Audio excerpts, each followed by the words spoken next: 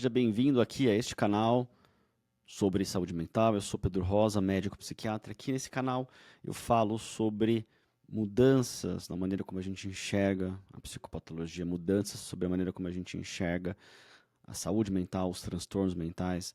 Eu falo principalmente sobre personalidade.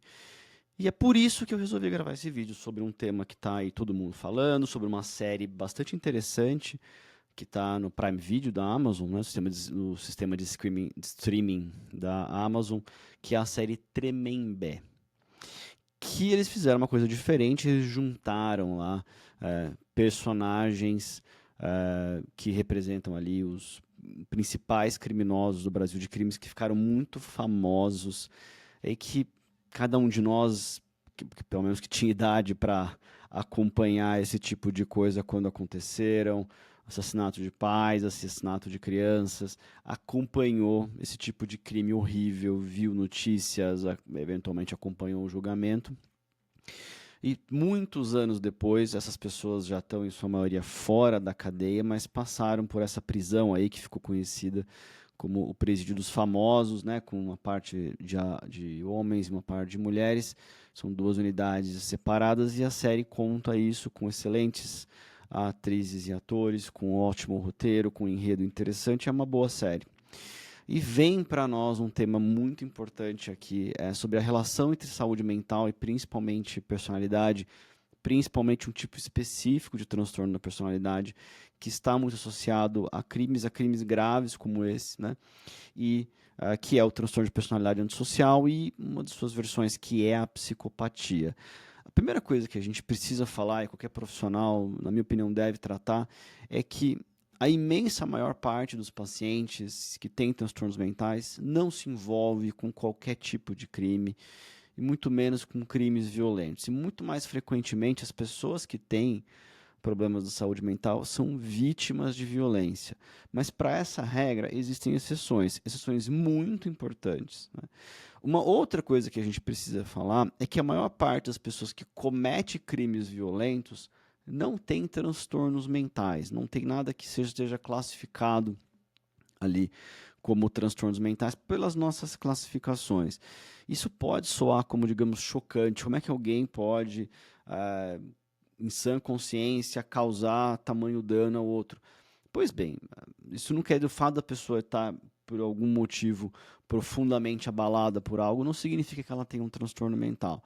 Agora, a gente sabe sim que muitas pessoas que cometem crimes gravíssimos, como aqui os que eu exemplifiquei, são pessoas que têm transtorno da personalidade antissocial ou, na sua versão mais tipicamente associada a crimes tão violentos, que é a psicopatia. E é disso que eu vou falar aqui nesse primeiro vídeo de uma série de 2 vídeos sobre esse tema, sobre essa série, né? Esse aqui é mais sobre transtorno de ansiedade, transtorno de personalidade antissocial, psicopatia, e o outro mais sobre uma forma específica de avaliação desse transtorno da personalidade. Bom, em primeiro lugar, o que é um transtorno da personalidade?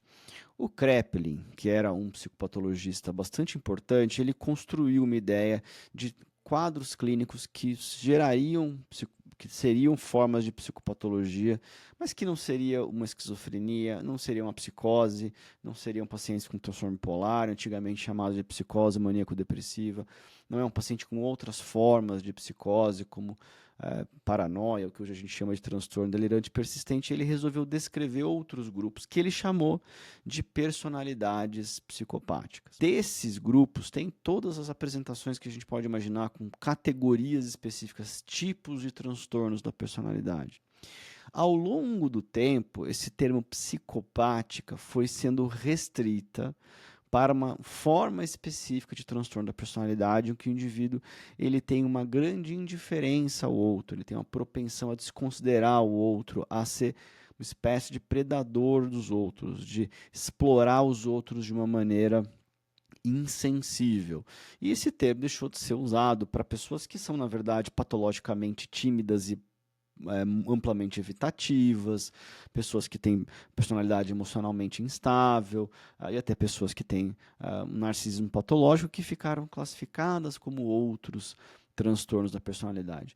Mas essa ideia do Kraepelin de separar as pessoas em tipos, caixinhas, grupos, categorias, como se fossem completamente separados uns dos outros, é uma forma que prevaleceu até recentemente. O que a gente sabe hoje, isso é muitíssimo importante para entender a personalidade, é que a personalidade ela tem uma característica dimensional. Esse é um termo fulcral aqui, porque a gente vai começar a já ter uma perspectiva de personalidade antissocial de alguém que será que essa pessoa tem ou ela não tem transtorno da personalidade antissocial. E na prática, o que a gente vai ver é, assim como em outras formas de patologia de personalidade, assim como outras formas de problemas de personalidade, a questão aqui é mais dimensional. Não se trata de definir, passar uma régua e dizer para cá o indivíduo tem personalidade antissocial e para cá ele não tem nada. É um degradê de cores, é uma sequência contínua entre não ter nenhuma característica antissocial e ter um indivíduo que tem traços antissociais muito intensos e numerosos. Tem um contínuo entre essas duas pessoas. E a gente vai encontrar seres humanos em cada um dos pontos entre esses dois polos, né? Essa é a perspectiva dimensional da personalidade e essa é a perspectiva que é empiricamente válida. Empiricamente válida significa que é compatível com os estudos, com muitos estudos, feitos pelos principais pesquisadores da área, há décadas, ao longo de anos e anos e anos, né?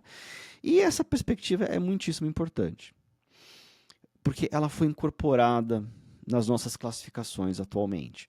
Então, houve uma mudança em 2013 para o DSM, que é o nosso Manual Diagnóstico Estatístico da Associação Americana de Psiquiatria, que é o que nós psiquiatras mais usamos.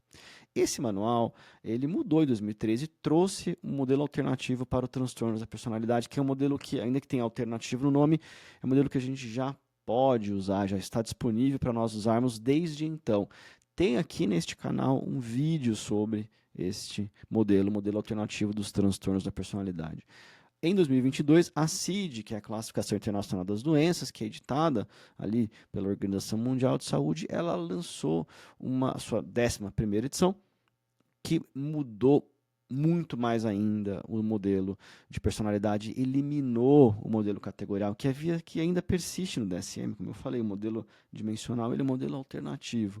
Na CID-11, o único modelo que ficou é o modelo dimensional, com a preservação de uma única categoria, que é a categoria de personalidade borderline.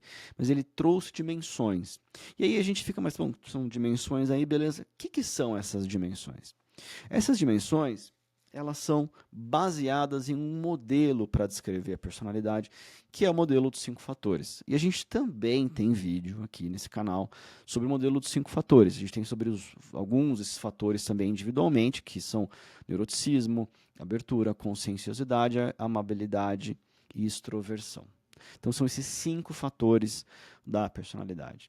E a gente vai descrever essa característica central da personalidade antissocial como em uma dessas dimensões, na dimensão de amabilidade. Em inglês chama agreeableness. Ou às vezes em português fica agradabilidade, que é a propensão de colaborar mais ou menos com seres humanos, é a propensão de respeitar mais ou menos os seres humanos, outros como pares, e não como indivíduos inferiores, não como indivíduos que têm menos valor, não como indivíduos de status menor, de uma capacidade de ser altruísta, de ceder coisas próprias, tempo, energia, esforço para os outros, ou, em contraste, simplesmente esperar que os outros façam isso consigo e explorar essas pessoas, né? Ou seja, é nesta dimensão que reside esse conceito central de personalidade antissocial. Eu vou descrever isso para vocês de uma maneira um pouco mais detalhada a seguir, mas a ideia central reside nesse ponto de baixa amabilidade, uma versão mais extrema disso, uma versão de pouquíssima amabilidade, de um polo bastante extremo dessa dimensão, e em uma característica mais específica de amabilidade, que é a insensibilidade pelo sofrimento do outro.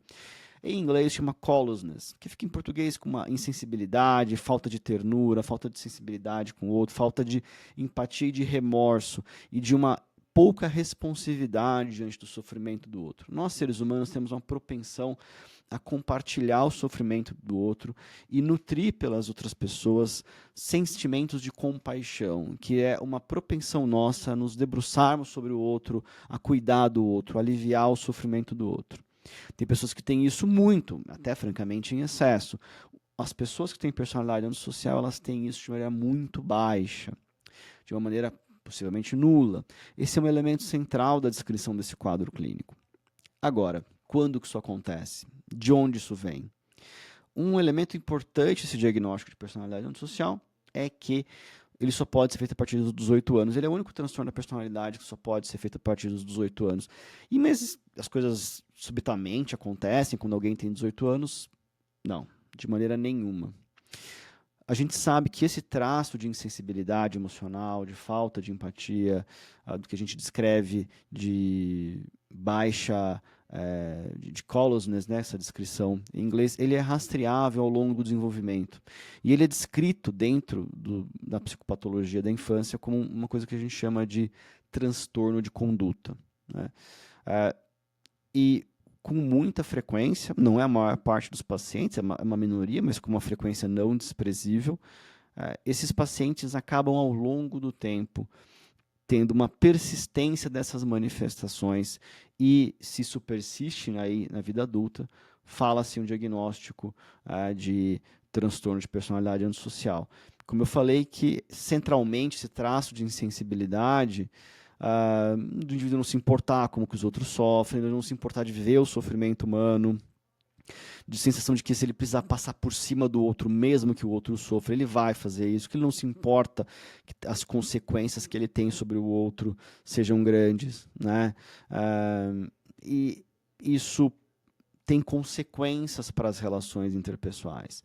A gente precisa ter em algum grau uma preocupação com o potencial sofrimento do outro para a gente poder sustentar relações de amizade, no trabalho, relações familiares, relações maritais e relações de parentalidade. A gente precisa dessa sensibilidade. Como que o outro está, o sofrimento do outro precisa estar na nossa mente, né? Ou seja, na medida em que o indivíduo identifica um objetivo que ele tenha na vida, ele não vai se importar muito de passar pelo outro para conseguir aquilo que ele quer, e às vezes de uma maneira brutal, de uma maneira profundamente violenta. Como a gente vê, a personagem principal da série, por que eu fiz todo esse preâmbulo? Aí a Suzanne von Richthofen teve essa ação, né? Foi condenada e cumpriu pena por um homicídio brutal, um duplo homicídio brutal dos próprios pais, né? E a perspectiva da série que mostra isso, é um relato também ali do julgamento de que ela convenceu ali os irmãos Cravinhos, um deles que era namorado dela, a cometer esse crime hediondo, né? E que mostrou, segundo muitos relatos que estão surgindo pra caramba aí nas redes sociais, de mostrar sistematicamente uma grande insensibilidade a esse fato posteriormente, sem exibir um remorso. Chegaremos lá porque isso foi em detalhes da importância disso em uma outra ocasião, inclusive que acontece na série, em que a progressão de pena, que é essa questão do indivíduo sair de um regime de cumprimento de pena fechado para um semiaberto ou um aberto, de usar-se ali a perspectiva de será que essa pessoa pode progredir? Será que ela vai cometer um outro crime? Será que ela vai ser violenta de novo? Bom, o que a gente sabe, isso vale para tudo na vida, se um indivíduo tem um arrependimento profundo e legítimo, autêntico e persistente de algo que ele fez, ele há de tomar providências para que isso não aconteça de novo. Por outro lado, se o indivíduo não tem um arrependimento, por que impede que ele faça de novo, né? Um elemento que faz com que as pessoas não cometam crimes é o risco de serem punidos. Mas a maior parte das pessoas não tem somente essa perspectiva de punição para evitar um mal feito, para evitar prejudicar intencionalmente uma outra pessoa. O indivíduo tem uma perspectiva moral de que é errado per se de causar dano ao outro. E ali é isso que parece que falta. Tem uma passagem muito interessante ali da série, onde a atriz, né, e a gente lembrando, é uma dramatização, é muito difícil saber exatamente o que acontece dentro de uma prisão, houve um trabalho jornalístico para isso, mas a atriz em questão, não me lembro o nome dela, faz ali um excelente trabalho e mostra um elemento importante da falta de arrependimento legítimo, em que a Suzane, a personagem, em algum dado momento ali fala: claro que eu me arrependi, olha onde eu estou. Então, isso é um arrependimento pela consequência sobre si do que aconteceu. Então, coerente, né? Ela não ficou solta. O objetivo dela de viver livremente e receber uma herança não foi atingido de maneira nenhuma. Ela não viveu livremente, ficou muitos anos presa e não recebeu herança. Deu tudo errado, né? Mas esse não é o arrependimento autêntico. O arrependimento autêntico é justamente por uma sensibilidade ao sofrimento do outro, de uma sensibilidade de compartilhar o sofrimento, do sofrimento dos pais que faleceram, do sofrimento de outras pessoas que sofreram, como, por exemplo, o irmão dela, né, que ficou órfão, né, ainda na adolescência. E de toda uma outra consequência sobre isso, né, de outras pessoas que certamente sofreram por perder outras pessoas queridas ali desse casal, e de uma demonstração de um crime per se absolutamente hediondo, que é assassinar a sangue frio, parentes dessa maneira. Então, todos esses elementos seriam oportunidades de arrependimento e de um compartilhamento do sofrimento, e que sim, né, a emoção que deve emergir uma pessoa normal quando ela faz algo dessa forma é culpa, né, de rompimento de uma regra moral tão central para qualquer sociedade, que é o homicídio, que é o homicídio de parentes, que é o homicídio de parentes de primeiro grau, que é o homicídio de parente de primeiro grau, de maneira sangue frio, de maneira tão brutal como foi feito. Mas não é isso que se mostrou ali na série. Ou seja, temos essa perspectiva aqui, né? Agora, qual que é a diferença aqui, passando por um outro elemento diagnóstico, de uma personalidade antissocial e da psicopatia? Vou colocar só um preâmbulo antes de chegar nessa parte, para a ideia de que sociopatia é um termo que a gente não usa mais na classificação. Então, ao longo do tempo, em psiquiatria, surgiram inúmeros termos diferentes para descrever coisas diferentes e nem todos eles persistem. Como eu até falei, a origem do termo psicopatia não era uma personalidade antissocial, uma versão específica da personalidade antissocial, mas assim foi, né, esse conceito foi mudando de definição ao longo do tempo. Então a gente não usa muito esse termo de sociopatia, mas a psicopatia é sim um elemento importante, e ele tem um componente bastante relevante. Ele é um especificador aqui do transtorno de personalidade antissocial dentro desse modelo alternativo do DSM. Quer dizer, o DSM ele usa um modelo alternativo para descrever com dimensões. Uma dessas dimensões é a amabilidade, né? No DSM ele chama de antagonismo, que é essa parte de baixa amabilidade, e dentre esse quadro clínico que ele descreve desse paciente com personalidade antissocial, existe aqui a descrição do especificador psicopatia. Eu vou ler aqui para vocês especificamente. Psicopatia primária é marcada por falta de ansiedade e medo e por um estilo ousado interpessoal que pode mascarar comportamentos mal adaptativos, como, por exemplo, fraude. O que isso aqui quer dizer? Que além da ideia global de baixa amabilidade, esse indivíduo ele tem outras características que fazem parte dos outros fatores de personalidade. Um desses fatores é o fator de neuroticismo, um desses domínios, né, do Big Five, é o neuroticismo, de afetividade negativa, de ansiedade, medo, depressividade, de ter emoções negativas. E aqui, desses pacientes, com frequência, eles têm uma coisa que a gente chama de insensibilidade ao estresse, de uma invulnerabilidade ao estresse, de eles não se abalarem pelas coisas, de eles se manterem ousados e impetuosos e autoconfiantes, mesmo diante de circunstâncias que a imensa maior parte das pessoas iam, digamos assim, tremer um pouco na base. E esses indivíduos, eles tipicamente têm baixos níveis também de isolamento, de evitação. Eles são extrovertidos, eles são energizados, eles são ativos, né? Mas eles têm muito antagonismo. Então, você imagina essa combinação de personalidade. Eu sugiro que vocês vejam os outros vídeos aqui desse canal. Eu falo sobre o Big Five, tenho mais detalhes sobre o Big Five. O Big Five é o modelo contemporâneo validado, mais validado e de longe consensual para ser usado para descrever a personalidade normal e patológica. E olha como a gente consegue descrever a combinação de personalidade. Um indivíduo extrovertido e que não tem antagonismo, que não é pouco amável, ele não vai agredir as pessoas, explorar as pessoas, cometer fraudes. O que vai determinar isso é essa expressão, essa caracterização de personalidade de muito antagonismo, que combinado com uma indiferença ao estresse, uma invulnerabilidade ao estresse, uma extroversão, confere para esse indivíduo muita energia para explorar muitas as pessoas e persistir nisso a despeito de adversidades. Então, é essa maneira como o DSM descreve aqui, né?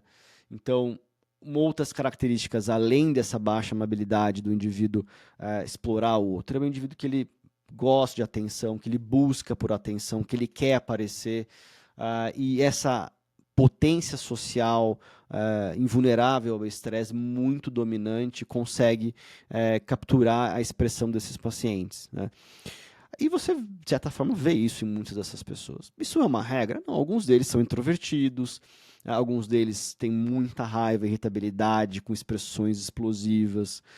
Para outros, a agressão ela é uma agressão com pouca raiva, muito premeditada. Existem algumas variações, por isso que eu já comecei aqui explicando que para o centro da coisa é de fato muito antagonismo, né? Essa é a descrição contemporânea do DSM, mas muito interessante também a gente olhar uma descrição de um profissional muito importante que foi o Robert Hare, que ele descreveu, foi um dos grandes responsáveis por a descrição seminal, principal, inicial desses pacientes, em que ele fez um checklist, né? E esse checklist é muito importante, eu estou falando isso agora para avaliação. Como é que a gente avalia esses pacientes? Porque, convenhamos, pode não ser fácil perceber.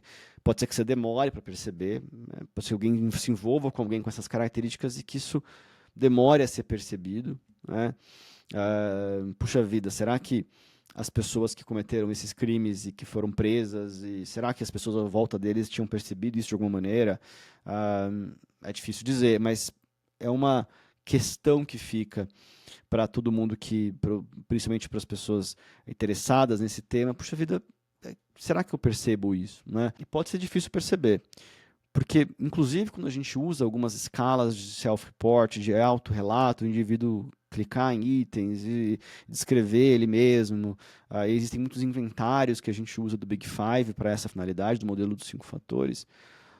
A pessoa pode simplesmente não responder de uma maneira que mostre que ela não liga para os sentimentos dos outros e assim por diante. Então, de fato, isso pode acontecer. E próprias perguntas que a gente pode fazer numa entrevista podem ser respondidas de uma maneira como o indivíduo bem entende, né? Mas a observação clínica desse comportamento e a maneira que o clínico tem de recolher informações de outras pessoas é muito importante. A verdade é que a maior parte dos psicopatas não procura psiquiatras, não procura psicólogos, e em grande parte a literatura sobre esse assunto foi desenvolvida em contexto forense, em contexto de indivíduos que cometeram crimes. Então existem relatos e registros de coisas que essas pessoas fizeram e que são elementos que violam a lei, que são contra a lei, né? E que dão uma boa pista de que essas pessoas não se importam muito com os outros, né? Mas eu vou descrever aqui alguns desses checklists que esse Robert Hare criou, né? Que é uma sequência bastante validada de avaliação disso, né? Então, eu falei que essas pessoas com frequência são extrovertidas, elas têm um charme superficial de conquista e de um magnetismo que pode ser muito chamativo. Tem um senso de superioridade, de autovalorização, que é frágil, mas ele tem essa exposição externamente para o outro, isso pode parecer dessa maneira. Eles têm uma busca por estímulo, por uma busca por coisas excitantes e um hedonismo com uma propensão ao tédio e uma intolerância ao tédio, uma propensão à mentira patológica, uma capacidade de manipulação e engano do outro, então não só de convencimento e de engano do outro, mas de produção de fraude, de se fingir que é uma outra pessoa, de se descrever de maneira completamente diferente do que é de fato. Aquilo que eu mencionei de uma insensibilidade, que é uma falta de remorso, e de culpa, uma descrição de uma pobreza emocional que a gente chama de um afeto superficial, né, de uma frieza em relação aos outros, né? Essa questão geral de callousness, né, falta de empatia, de uma indiferença global ao sofrimento do outro. Isso tem muito a ver com a falta de remorso, mas está descrito como uma coisa diferente. Um estilo de vida parasitário, que é um indivíduo que ele não tem uma aversão a explorar o outro e funcionar como um parasita do outro, né? Isso tem a ver um pouco com uma falta de motivação e de autodisciplina para perseguir os próprios objetivos e executar esforço sistemático, com trabalho, com empenho para atingir os próprios objetivos, né? Uma dificuldade de controle comportamental, também impulsividade, que ela tem um componente de raiva e de explosões, né, direcionadas ao outro, né? Tem uma propensão que é um critério, e alguém pode dizer que isso é um julgamento, mas tem um componente de um comportamento sexual repetitivo e de uma dificuldade de estabelecer relacionamentos íntimos e com um uso do sexo puramente sem um senso de intimidade, né? Com problemas comportamentais precoces, então é praticamente universal nos pacientes antissociais e psicopatas que eles tiveram problemas anteriores ao longo do desenvolvimento. A gente, claro, tem uma perspectiva de que isso faz parte do desenvolvimento da personalidade dos indivíduos e que esse tipo de, todas essas manifestações não aconteceram depois de um evento cerebral, um AVC, ou um trauma de crânio, algo do gênero, né? Isso é bastante importante para o diagnóstico. É um indivíduo que tem uma falta realística de objetivos a longo prazo, então ele não tem um senso de objetivos, de planos, de executar essas coisas, né? Uma impulsividade grande que tem a ver com o uso de substâncias, tem a ver com uma dificuldade muito grande de resistir a tentações, uma dificuldade muito grande de conseguir, como é que eu posso dizer, prever problemas do seu próprio comportamento, antecipar que o que ele está fazendo vai gerar problemas para si. Isso, inclusive, gera uma dificuldade, às vezes, do indivíduo não perceber que, obviamente, ele seria pego ao cometer aquele crime. Obviamente, aquilo não ia dar certo. Obviamente, ele ia ser acusado. Obviamente, ele ia ser condenado. Obviamente, aquilo não ia ficar escondido, né? Uma grande responsabilidade para honrar compromissos que o indivíduo assume, uma dificuldade de assumir a responsabilidade por esses atos, né? E uma série de componentes comportamentais criminosos. O indivíduo que tem uma versatilidade criminal. Tem que ter tudo isso? Certamente não. Certamente não. São 20 itens aqui. Eu posso colocar o link para vocês. Acho que as pessoas às vezes têm interesse em pegar. Eu posso colocar o link para essa escala. Mas é uma maneira de fazer essa avaliação. Vocês veem que não envolve perguntar só para o paciente como ele é, mas de uma percepção disso. Agora, como é que a gente organiza tudo isso, né? A psicopatia, a gente tem um módulo de triárquico, né, de 3 instâncias, né, que é compatível com o modelo do DSM, de especificador de psicopatia, que é essa ideia de uma imunidade ao estresse, uma falta de medo, uma ideia do indivíduo ter uma grande impulsividade, uma desorganização de vida e de algo que é bastante centrado em si mesmo, então uma impulsividade para obter os próprios desejos, e essa sensação e essa questão de indiferença ao outro, com falta de remorso, falta de sentimento em relação ao sofrimento do outro, de compartilhamento do sofrimento do outro. Agora, é claro que a gente tem um elemento a lembrar aqui, que eu falei para vocês, e eu fiz questão de falar que esse terceiro elemento, ele é o elemento central da psicopatologia de antissocial e psicopática. Por mais que o DSM coloque lá que o indivíduo ele tem outras características para esse especificador, a gente pode ver isso. Mas, com muita frequência, essa perspectiva de desorganização, de um indivíduo impulsivo, de um indivíduo sem planos, ela não é uma perspectiva que acontece. Com frequência, os pacientes os indivíduos que cometem crimes graves e são pegos, é de fato porque eles estão ali desorganizados e cometem crimes que obviamente vão dar errado. Obviamente, um indivíduo ia ser condenado. Mas existe uma perspectiva contemporânea para a descrição desses pacientes, que é uma coisa que chama, eu vou abrir aqui, uma espécie de maquiavelianismo, que é uma ideia um pouco diferente de um indivíduo que, sim, ele é muito antagônico, sim, ele é indiferente ao outro, sim, ele pode ter uma vulnerabilidade ao estresse, caracterizando o que o DSM chama de especificador de psicopatia. Agora, ele tem uma grande agência sobre si, ele tem uma grande, perdão, uma agência sobre o mundo, ele tem uma grande agência de buscar como é que eu posso dizer, de buscar os seus próprios objetivos, de agir sobre eles, de ser um indivíduo persistente, planejado e deliberado. E aí, o que acontece com esses indivíduos? É raro que eles vão cometer esse tipo de crime, que obviamente ele vai ser pego, esse tipo de crime que não tem um planejamento a longo prazo. O que essas pessoas vão fazer? Eles vão ter crimes que são muito mais bem organizados, com muito mais frequência crime de colarinho branco, são grandes chefes de organizações criminosas, são indivíduos que montam grandes esquemas de corrupção, são indivíduos que vão fazer esse tipo de coisa. Então, talvez a gente tenha uma preocupação compreensível com o tipo de criminoso homicida e a gente não olhe que tem muitos outros psicopatas que talvez causem muito mais dano por aí e que desafiam essa descrição clássica de um psicopata desorganizado, imprudente. O indivíduo é, aliás, muito organizado, muito prudente, muito cauteloso, muito planejador para o benefício dele e prejuízo nosso. Bom, se você gostou aqui desse vídeo, sugiro que você siga o canal, ativa aí as notificações. Eu pretendo postar aqui vídeos regularmente e presta atenção aí, porque vai ter um outro vídeo em que eu vou falar da avaliação desses pacientes que foi muito aí está sendo falada, né?